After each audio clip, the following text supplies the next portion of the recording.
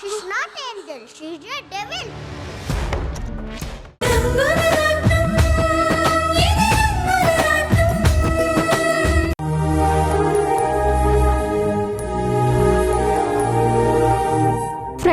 Friend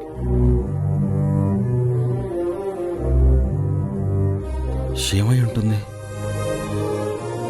తులసమ్మా, ఆ అమ్మాయిని ఎవరైనా ఏమైనా అన్నారా? ఎవరంటారు బాబు? ప్రియాని కాపాడి తీసుకొచ్చిన దేవత అమ్మాయి. ఈ ఇంట్లో తనకు మర్యాదే ఉంటుంది కానీ అవమానం ఎందుకు జరుగుతుంది? మరి తను ఎందుకలా ఉంది? అసలు ఎందుకు వెళ్ళిపోయింది? అమ్మాయి వచ్చిన దగ్గర నుంచి చూస్తున్నాను బాబు. ఏదో కోల్పోయిన దానిలాగే ఉంటుంది. ఎందుకలా ఉన్నావమ్మా అని నేను అడగలేకపోయాను. తన వాళ్ళేమైనా గుర్తొచ్చారేమో బాబు. ఆ బాధ ఆపుకోలేక అలా కన్నీళ్లు పెట్టుకుని వెళ్ళిపోయి ఉండవచ్చు బాబు. తులసమ్మా, మనకింత సహాయం చేసిన అమ్మాయి ఆకలితో ఉండడం, కన్నీళ్లు పెట్టుకోవడం మంచిది కాదు. నువ్వెలాగైనా నచ్చజెప్పి తను అన్నం తినేలా చెయ్యి. ఆ అమ్మాయి తిన్నాక చెప్పు, అప్పుడొచ్చి నేను భోంచేస్తాను.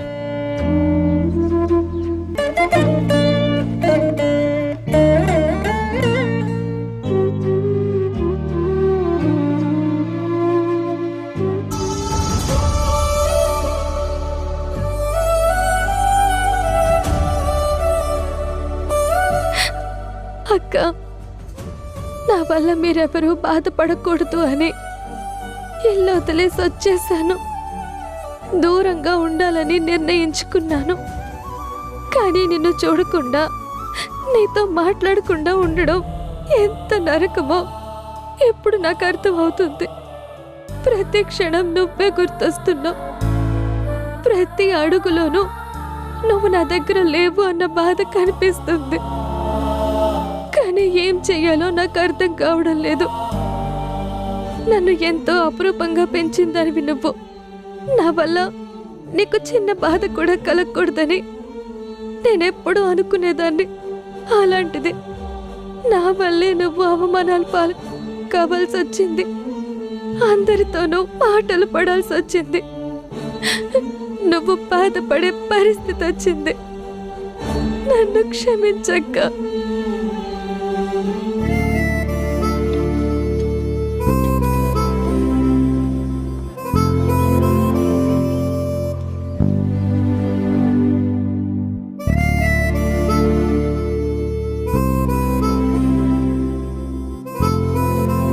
తిను ఫ్రెండ్. నాకు తినాలని లేదు. అలా అనకూడదు. ఆకలితో ఉంటే ఎలాగా? చెప్పాను కదమ్మా, నాకు తినాలని లేదు అని. నేను తినలేను. అంటే నువ్వు నా ఫ్రెండ్వి కాదా? ఇప్పుడు నా జీవితానికి ఉన్న ఏకైక నేస్తానివి నువ్వు. నిన్ను కాదు అని ఎలా అనుకుంటాను? మరి నా ఫ్రెండ్ ఆకలితో ఉంటే నేను చూస్తూ ఎలా ఊరుకుంటాను?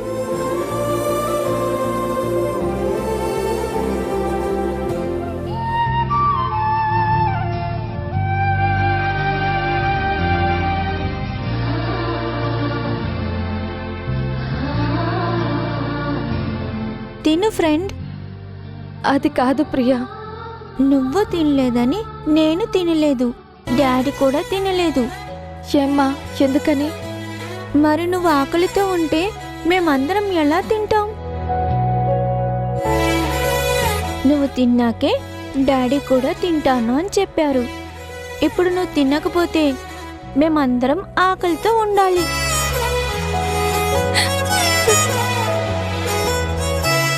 తిను ఫ్రెండు, ప్లీజ్.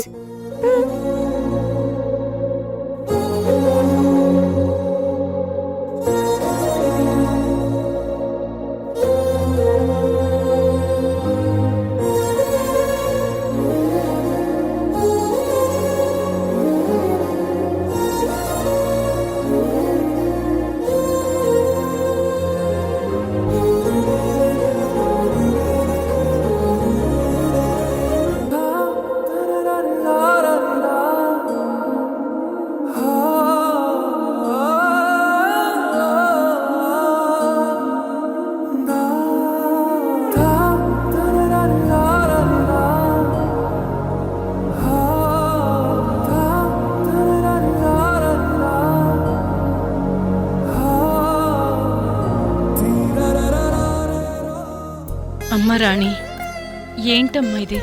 భోజనం చేయవా? తినాలని లేదమ్మా. అలా అంటే ఎలాగమ్మా? ఉండు, నేను తినిపిస్తాను.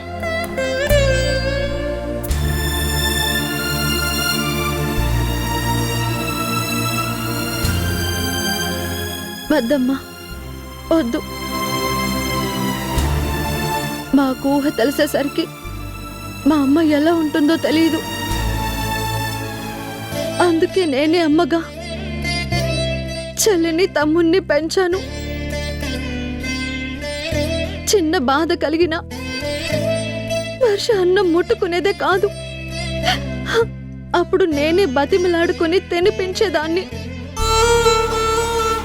ఎంత బాధలో ఉన్నా నా చేత్తో అన్నం పెడితే తినేసేది. అలాంటిది ఇప్పుడు వర్ష ఎక్కడుందో ఏంటో.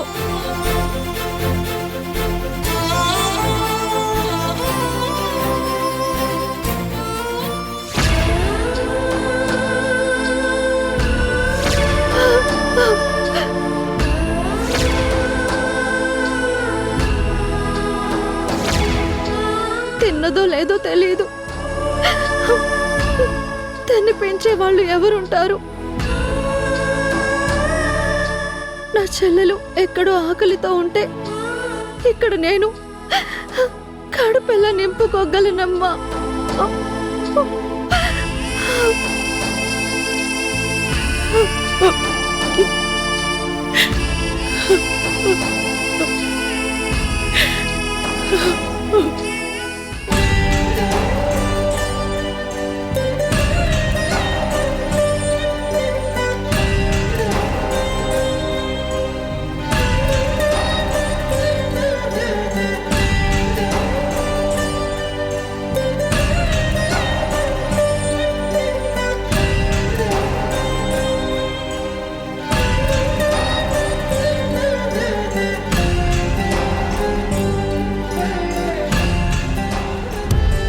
అదేంటి వంశీ, తినకుండా చేయి కడిగిస్తున్నావు?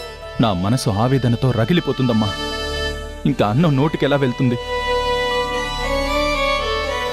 వర్ష గురించి అలా ఆలోచిస్తూ ఉంటే నువ్వేమైపోతావని మాకు భయంగా ఉంది. తప్పు చేశాను కదా నాన్న, సరిదిద్దుకునే ఆస్కారం కూడా లేదు. ఈరోజు వర్ష ఇలా కనిపించకుండా వెళ్ళిపోయింది అంటే ఒక విధంగా కారణం నేను కూడా.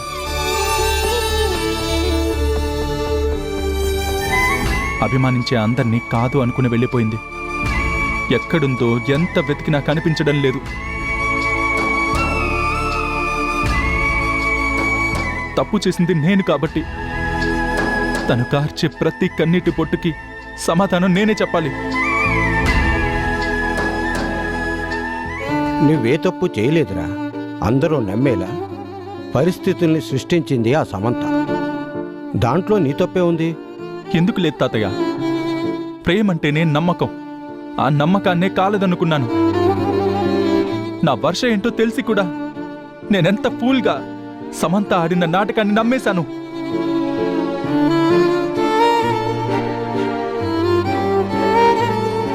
ఆ రోజు నేనన్న మాటలకి వర్ష మానసికంగా ఎంత నలిగిపోయి ఉంటుంది.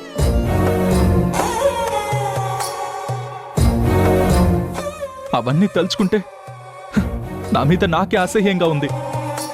అందుకే వర్ష నా కంటికి కనిపించే వరకు నేను మనశ్శాంతిగా ఉండలేను. పోనీ పని చేద్దామా? మనమే పోలీస్ కంప్లైంట్ ఇద్దామా? ఎలా ఇస్తావు రాజేంద్ర? రాణి జైలుకి వెళ్ళిందనే కదా ఈ సంబంధం కాదు అనుకున్నావు. ఇప్పుడు తన చెల్లి మిస్ అయిందని ఏ హక్కుతో మనం వెళ్ళి పోలీస్ కంప్లైంట్ ఇస్తాం?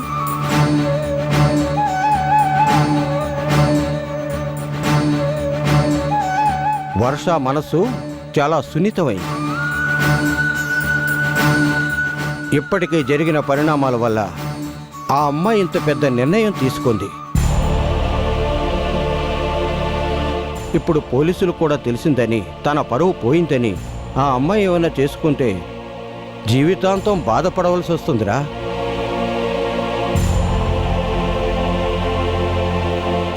అది కాకుండా వంశీ వర్షను కాదు అనుకుని సమంతం చేసుకున్నాడు. నా చెల్లెలు కనిపించలేదని కంప్లైంట్ ఇవ్వడానికి ఏ హక్కు ఉందని అడిగితే మన దగ్గర ఏ సమాధానం ఉంది చెప్పు? వర్షాన్ని పెళ్లి చేసుకుని ఒక మంచి జీవితాన్ని, ఒక మంచి కుటుంబాన్ని ఇద్దామనుకున్నాను. కానీ తన్ని అమ్మలా ప్రేమించే అక్కకి కూడా దూరం చేశాను. నేనే దూరం చేశాను.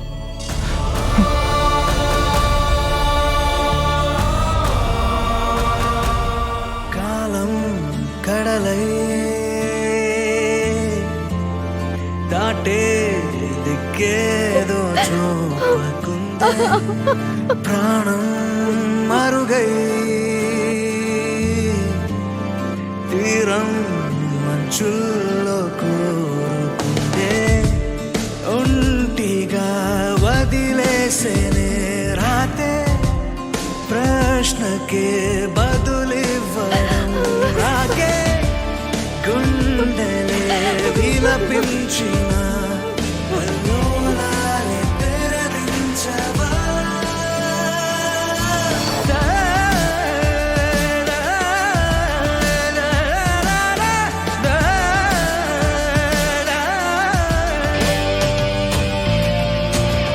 విధి రాసిన రాతల మాటల కోరలు చాచిన కాలములే, తన వంచన దూకని కుంచొక మారుతమే తుడికే, వెలుతరుపుతు దారులు తరుపుతు జాడలు కనుగొను నీడలకే, నిశిలా తిరిగే ఇక తప్పదు చీకటితో చురకే.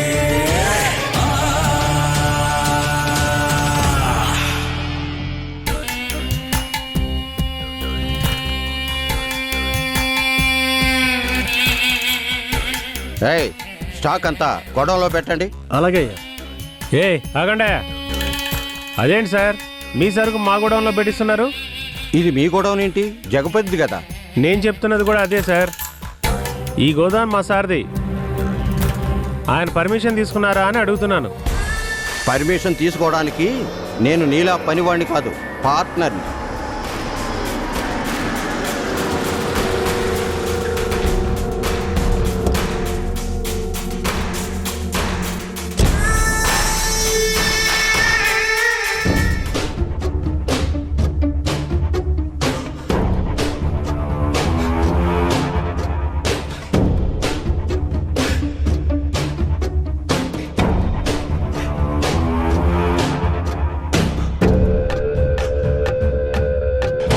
ఏంటి రత్నం, ఈ సరుకు ఏంటి? మనది కాదు సార్, యుగంధర్ గారిది. మీకు చెప్పకుండానే మన గోడౌన్లో పెడుతున్నారు. ఏమీ లేదు పార్ట్నర్, ఈ సరుకు పొద్దున్నే షిప్లో వచ్చింది. ఇది దాచడానికి నేనే గొడవను లీజుకి తీసుకోలేదు. ఎలాగో మన గొడవను ఖాళీగా ఉంది కదా అని తీసుకొచ్చాను. నీకు భయం ఉంటే చెప్పు, తీసేస్తా. ఏం సరుకో ముందే చెప్పాలి కదండి. షటప్, పెద్దవాళ్ళతో అలాగైనా మాట్లాడేది. వెళ్ళు. Sorry sir.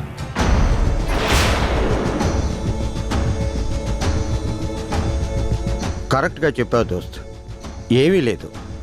ఇవన్నీ బొమ్మలు. వీటికి విదేశాల్లో చాలా గిరాకీ ఉంది. ఇప్పుడు ఇండియాలో కూడా మార్కెట్ పెరుగుతుంది. అక్కడ మనం ₹1 కొంటాం, ఇక్కడ ₹1000 అమ్ముతాం. అంత ప్రాఫిట్. ఇది కూడా తొందరలోనే మన ఇద్దరం కలిసి చేద్దాం అనుకున్నాం కదా. ఇంకా నీతో మాట్లాడదాం అనుకునేసరికి సరుకు వచ్చేసింది. అందుకే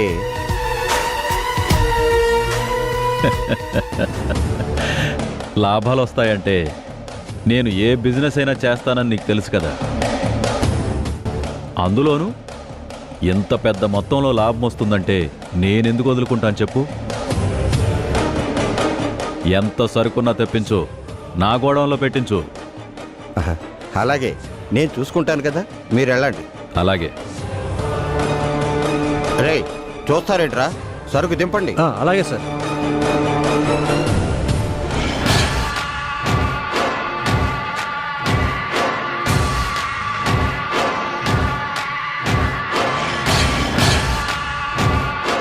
భలే నమ్మించారు సార్. కానీ ఇదంతా స్మగ్లింగ్ అని తెలిస్తే మీ పరిస్థితి ఏంటి? నిజం తెలిసాక కాంప్రమైజ్ అయ్యాడనుకో, పార్ట్నర్ అవుతాడు. కాదు అని గొడవ పడితే కీర్తి చేసుడు అవుతాడు. సార్, ఈ గోడౌన్ సేఫేనా? Jagapathi businessman. మనలా దొంగ కాదు. అందుకే జగపతి మీద ఎవరికీ అనుమానం రాదు. అది తెలిసే మన సరుకు ఇక్కడ సేఫ్ అని పెడుతున్నాను. ఒకవేళ తేడా వస్తే వాడు ఇరుక్కుంటాడు. ఎప్పట్లాగే మనం చేతులు దులిపేసుకుంటాం. వెళ్ళి పని చూసుకోరా. అలాగే సార్. ఏయ్, తొందరగా కానివ్వండి.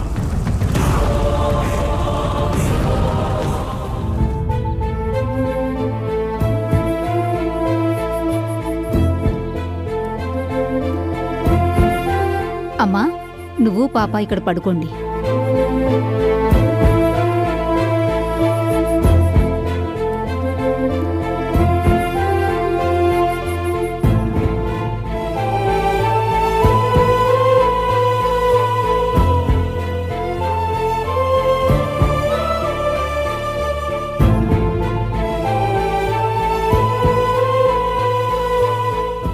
త్వరగా పడుకోమ్మా, లేకపోతే పొద్దున్నే లేవవు. స్కూల్కి లేట్ అయితే డాడీకి కోపం వస్తుంది. నాకు నిద్ర రావట్లేదు తులసమ్మా. పోనీ నేను కథ చెప్పనా? వద్దు, పేదరాశి పెద్దమ్మ అంటూ దయ్యాల కథలు చెప్తావు. ఉన్న నిద్ర కూడా పోతుంది. పోనీ పాట పాడినా? అలా పాడితేనే కదా. ఎందుకు ఏడుస్తున్నావని టెన్షన్గా వచ్చారు మా డాడీ. మరేం చేయమంటావు? నువ్వేమీ చేయనక్కర్లేదు, నువ్వు వెళ్ళి పడుకో. ఫ్రెండ్, నువ్వు కథ చెప్పు. ఏ కథ చెప్పను? నీకు తెలిసిన కథ చెప్పు. సరే రా.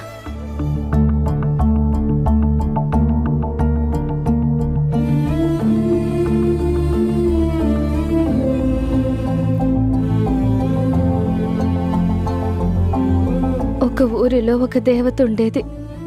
తనకి చెల్లి తమ్ముడే ప్రపంచం. వాళ్ళ ఆనందం కోసమే బ్రతికేది. వాళ్ళు నవ్వితే తాను నవ్వేది. వాళ్ళకి బాధ వస్తే తను ఏడ్చేది. ఆ దేవతకి ఎప్పుడూ ఏ కష్టం లేకుండా చూడాలని ఆ చెల్లెలు ఎన్నో కలలు కంది. కానీ ఆ చెల్లెలు కల్లో కూడా అనుకోలేదు తన వల్లే ఆ దేవత మాటలు పడాల్సి వస్తుంది అని. ఆ చెల్లెలి ప్రేమ శాపంగా మారి తనని అవమానాల పాలు చేస్తాయి అని. కానీ పాపం ఆ చెల్లేం చేస్తుంది? చెయ్యని తప్పుకి నిందలు మోస్తూ తను బాధపడుతోంది.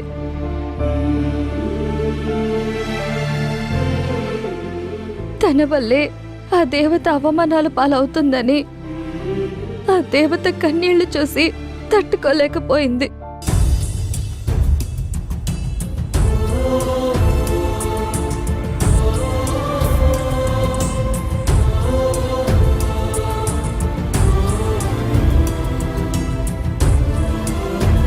తర్వాత ఏం జరిగిందమ్మా? తెలీదండి. అదేంటమ్మా, కథకి ముగింపు ఉండాలి కదా. ముగింపేంటో ఇంకా ఊహించలేదు, ప్రశ్నగానే మిగిలింది. కానీ కథకి ఏదో ఒక ముగింపు ఇవ్వాలమ్మా. ఎందుకంటే ఏ కథ అసంపూర్తిగా మిగిలిపోకూడదు. సరే, ఇప్పటికే లేట్ అయింది, పడుకోమ్మా.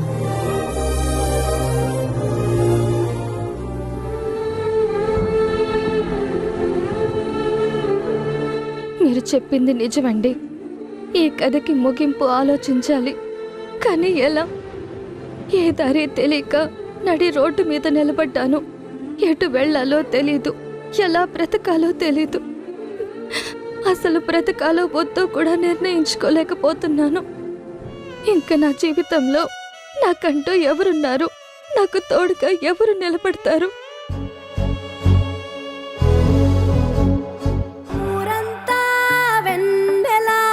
మనసంతా చీకటి రాలిందా నిన్నలా రేపటి కల ఒకటి జగమంతా వేడుక మనసంతా వేదన పిలిచిందా నిన్నిలా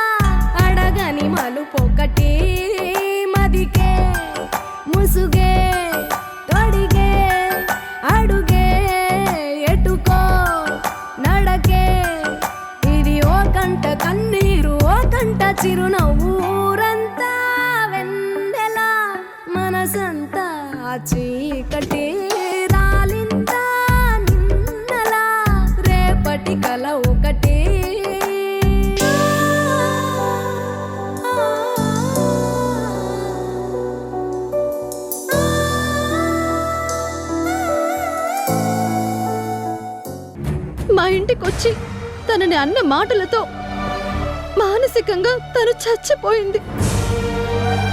ఇంకా నాకెందుకు ఈ బ్రతుకు అనుకుని మా ఇంటి నుంచి వెళ్ళిపోయింది బాబుగారు. ఎక్కడుందో తెలియదు, అసలు ఉందో లేదో కూడా తెలియట్లేదు. దానికి కారణం మీరు. అందుకే ఆ విషయం అడగడానికి వచ్చాను.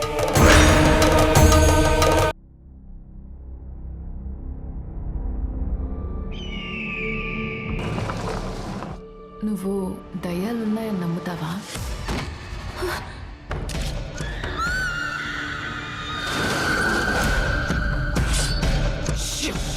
దయ్యం వస్తుంది.